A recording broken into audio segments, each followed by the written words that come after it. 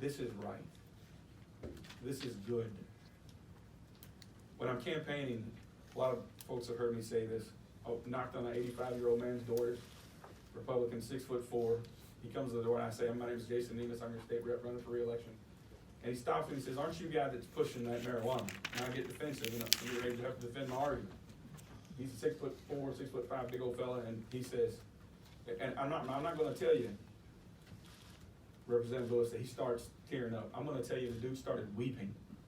And he told me a story about his wife, that she couldn't get off the couch because she was wasting away in cancer treatment. And they have 2 sons, and one of them brought medical marijuana to his mother. He's admitting to being a criminal, Eric, to a state representative who he's never met before. And he told me what it meant for his wife to have her life back for the last little bit of her life. As he's weeping, never met me before.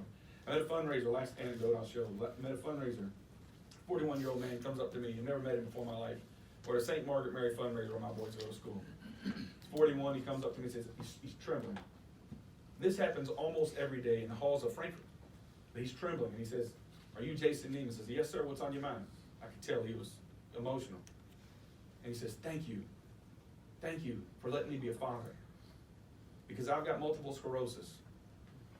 And I use medical marijuana a couple times a week. Illegally, he knows, he's admitting to a felony to his representative. And he says, and it allows me to go to work. Like Eric was saying, it allows me to be a father and provide for his children. So what I'm asking here today is, we've got a bill that's tight. In my view, too tight, but it's tight, it's strong.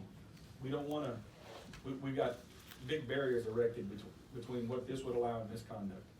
But I'm asking you as a human being, when you cast your vote, think of this question. If a physician told you today that your wife had cancer, and that because of her pain or because she couldn't eat or nausea, that marijuana might help her, or if a physician, your child's neurologist told you today that your son has a condition, that medical marijuana would help. My question, please think of this question when you cast your vote. What would you do? I would break the law in a New York minute. I've never smoked marijuana in my life. I've never used an illegal drug. But I'd break the law in a second, and I would submit that every single person up there would do the same.